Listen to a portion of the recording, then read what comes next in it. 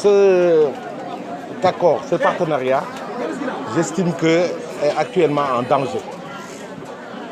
Et ce partenariat doit être préservé, conservé pour l'intérêt de nos populations.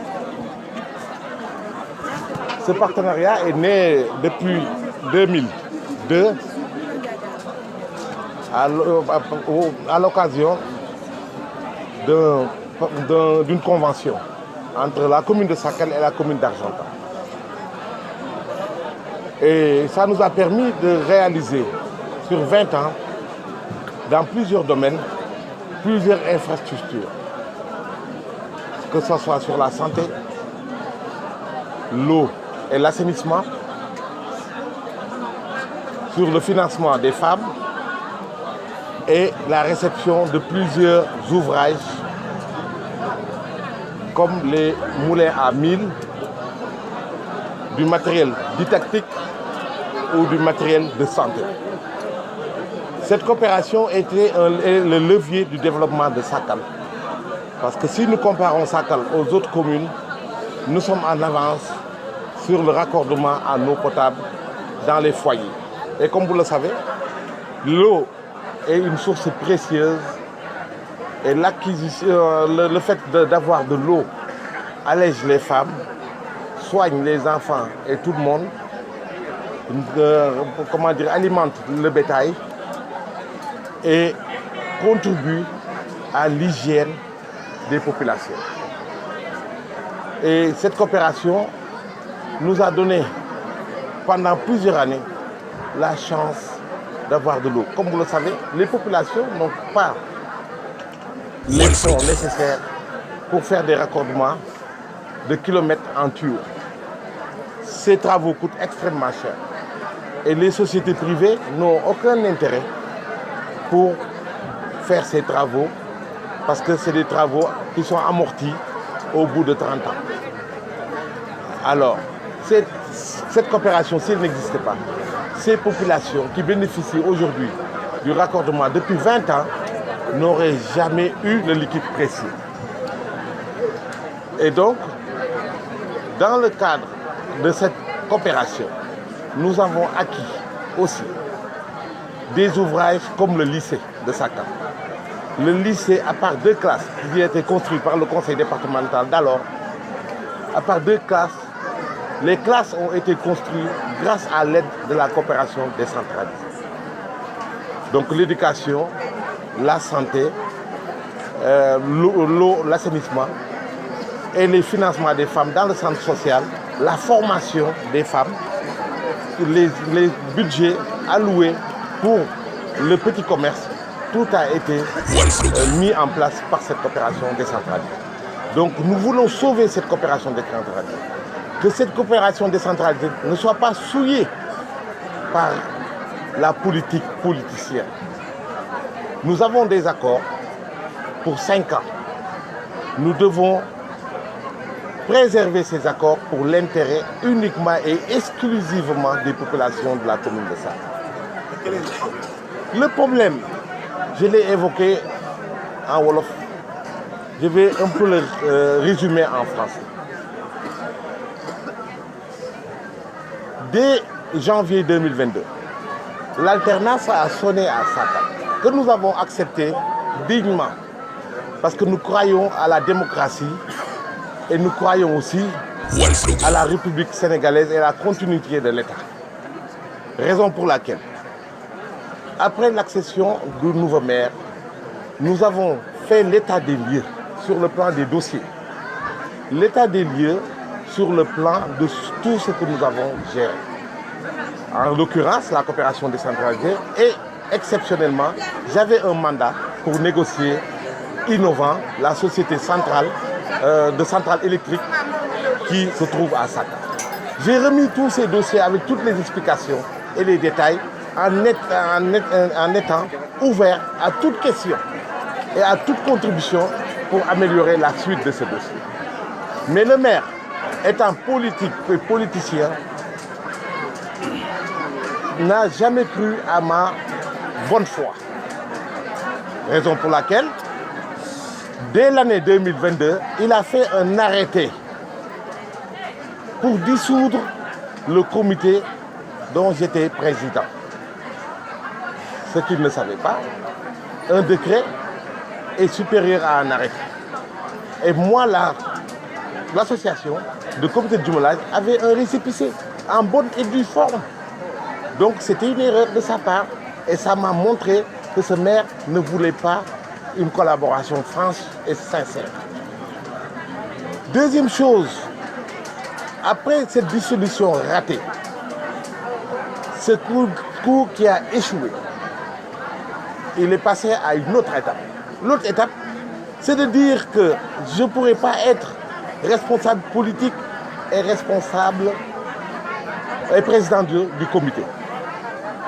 Ce qui est faux, parce qu'il y a plusieurs responsables politiques qui sont responsables d'une organisation. En l'occurrence, le président Macky Sall, il est président du parti.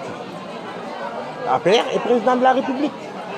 Et ça n'empêche pas le bon fonctionnement de ce pays.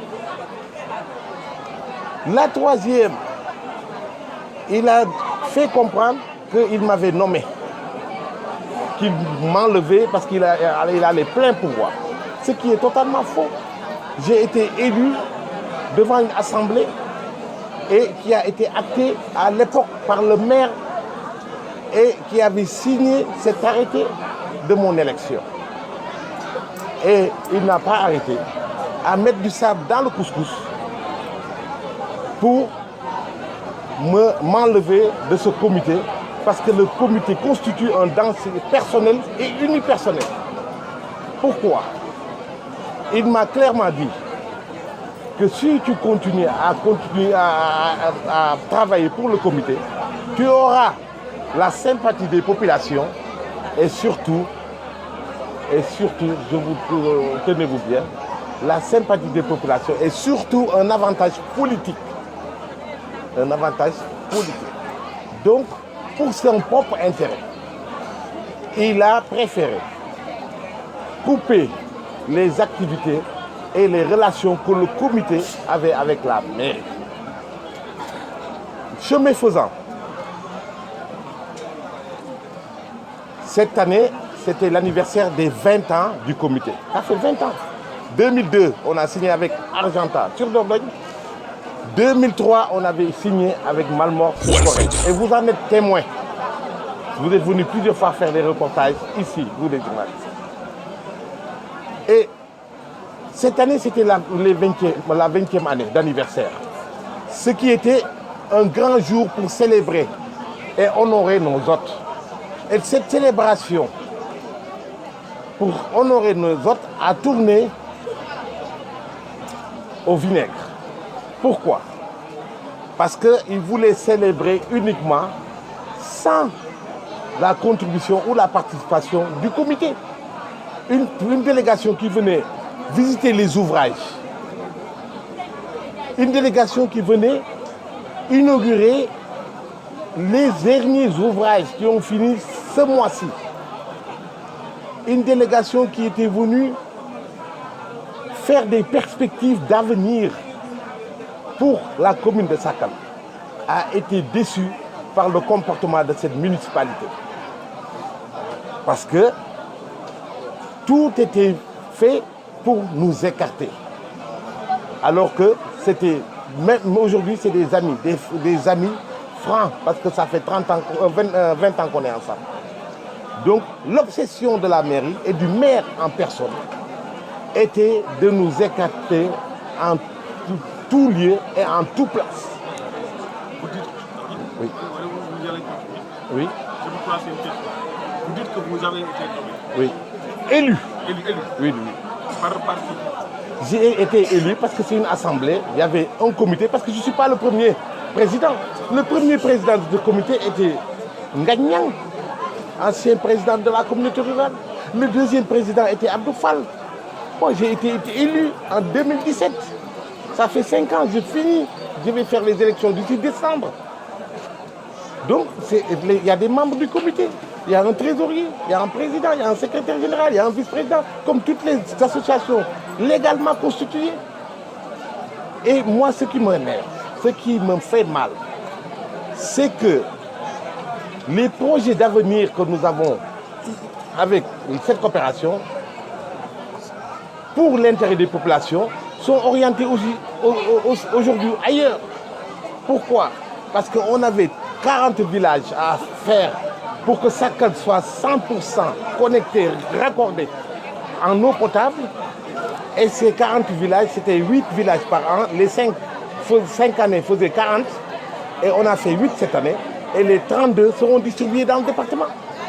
En l'occurrence, Mbédjen aura 6 cette année, 6 villages. Sieur aura 3 villages. Gandé aura 7 villages. Nous avons des projets pour des blocs sanitaires, 76 blocs sanitaires, dans les écoles, les centres de santé, dans les lieux publics, les marchés. Ces blocs sanitaires aujourd'hui seront distribués dans d'autres communes. Donc toute cette manne d'ouvrages qui devait améliorer les conditions de vie seront placés ailleurs. Mais ailleurs, c'est toujours dans le Sénégal, c'est dans le Diabo. Mais il ne fallait pas que la mairie soit un frein pour que ces ouvrages arrivent à Sakal. Mais aujourd'hui, on va distribuer à Sakal, dans le Ndiambour, dans le département. Et ça nous a permis aussi d'avoir des liens avec le département de Louga. Mon frère Mbérissila nous a permis il nous a accrédités d'une manière internationale avec une délibération du conseil départemental. Aujourd'hui, nous avons des ouvertures au niveau du ministère de l'eau et de l'assainissement. Inch'Allah. Aujourd'hui, le comité de l'Afrique chez vous, que je dirige en France, a été sélectionné pour s'occuper de l'Afrique subsaharienne.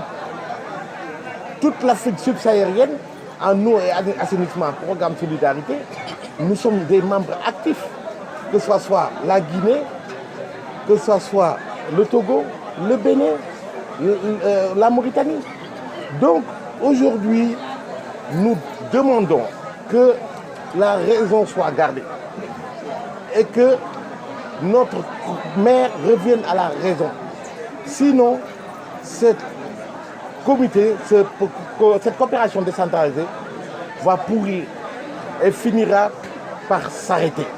Et c'est ça le danger. Pourquoi ne pas reconnaître le maire le droit de choisir avec qui il travaille? Tout à fait. Il a les prérogatives. Bien sûr. Dans le code général des collectivités territoriales. Le maire pourrait attendre la fin de la convention de la convention partenariale pour rompre les relations avec le comité. Et on aura le plaisir de lui donner même les rouages. Parce que la coopération décentralisée, c'est technique. C'est très très technique. Et ce n'est pas de l'argent distribué comme ça.